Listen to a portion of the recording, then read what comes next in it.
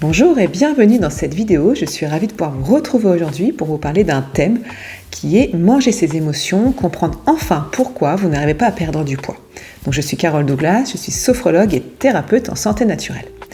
Vous faites souvent attention à ce que vous mangez, vous savez ce qu'il faudrait faire et pourtant vous n'arrivez pas à perdre du poids.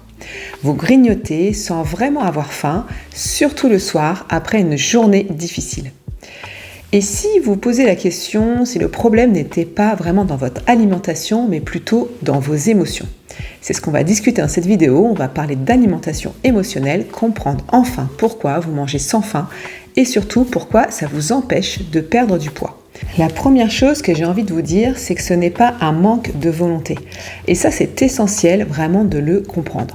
Parce que beaucoup de femmes ressentent de la culpabilité, ressentent de la frustration et elles se disent qu'elles n'ont pas assez de discipline. Mais en réalité, votre corps ne fonctionne pas du tout contre vous, il essaye justement de vous aider.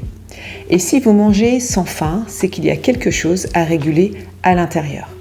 L'alimentation émotionnelle, c'est le fait d'utiliser la nourriture pour apaiser une émotion. Et l'émotion, ça peut être du stress, ça peut être de la fatigue, ça peut être de la frustration, ça peut être également de la tristesse, de la solitude. Il y a vraiment multiples facteurs, comme également l'ennui. Et dans ces moments-là, votre cerveau va déclencher une stimulation pour chercher une solution qui soit rapide. Et c'est là que la nourriture devient une réponse immédiate. Elle apporte du réconfort, elle apporte du plaisir et surtout une forme d'apaisement qui soit temporaire. Le problème, c'est que vous n'êtes plus à l'écoute de votre corps, mais vous êtes plutôt dans la réaction de vos émotions. Et c'est là qu'il va falloir comprendre pour pouvoir agir. Peut-être que vous vous reconnaissez dans ce scénario de manger sans avoir faim, d'avoir des envies, surtout de sucre en fin de journée, de grignoter pour se détendre et de vous sentir coupable après avoir mangé. Et c'est souvent un schéma qui suit une émotion, qui est comblée par la nourriture, qui active le circuit de la récompense, un soulagement et ensuite une culpabilité. Et ce cycle peut devenir automatique et peut même devenir presque inconscient. On va essayer de comprendre pourquoi ça bloque la perte de poids.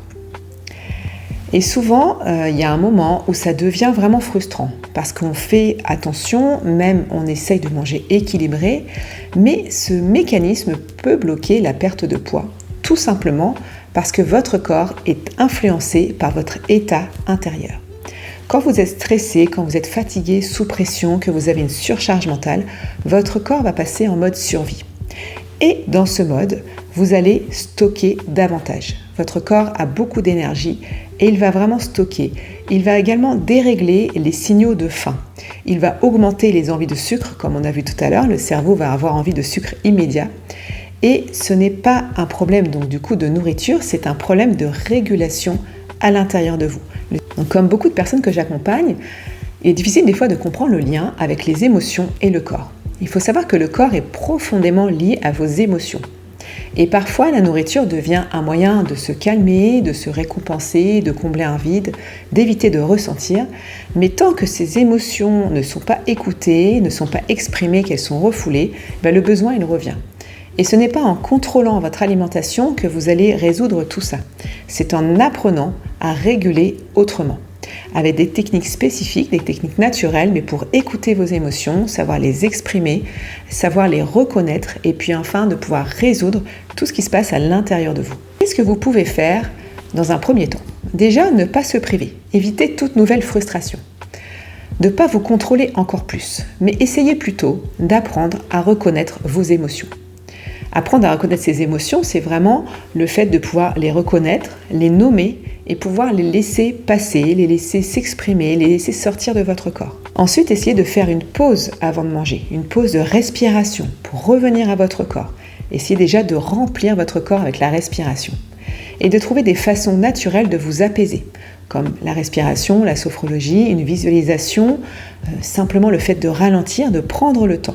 C'est comme ça que vous allez retrouver un équilibre durable. Essayez de revenir dans l'instant présent et de pouvoir vraiment vous reconnecter à vous, comprendre ce qui se passe à l'intérieur de vous, comprendre vos émotions et ensuite vous pourrez justement comprendre le lien entre vos émotions et l'envie de sucre en reconnaissant également votre faim, en essayant de reconnaître un petit peu les signaux du corps. Donc c'est important de retrouver vraiment cet équilibre. Si vous vous reconnaissez dans ce que je viens de dire, c'est que votre corps essaye simplement de s'exprimer. Juste accepter que le corps a besoin de parler, de s'exprimer, au lieu de lutter contre lui, essayez simplement d'écouter autrement. Et puis de comprendre un petit peu comment fonctionnent vos émotions, essayez d'aller un peu plus loin dans la compréhension de l'origine peut-être de vos émotions, la façon de vous exprimer, la façon d'exprimer toutes vos émotions et les conséquences que cela peut avoir autour de vous. Essayez également de pouvoir gérer votre stress, votre anxiété, peut-être certaines angoisses. Essayez de trouver des techniques naturelles de pouvoir vraiment retrouver un apaisement dans votre système nerveux qui va venir réguler les fonctions de votre corps et ressentir une faim quand c'est le moment de manger. Et si vous souhaitez aller plus loin, je propose un appel découverte de 30 minutes, le lien est juste en dessous de la vidéo, pour vous expliquer mon accompagnement spécialement en sophrologie, en respiration, en naturopathie, en lien avec la perte de poids. Quand il y a des blocages comme ceci, il est bien de pouvoir en discuter, de comprendre un peu votre fonctionnement et puis de pouvoir revenir à vous. Donc c'est un programme qui est relativement complet, mais dans un premier temps déjà de faire le point ensemble pour voir si mon accompagnement pourrait vous aider dans la perte de votre poids lié à votre état émotionnel.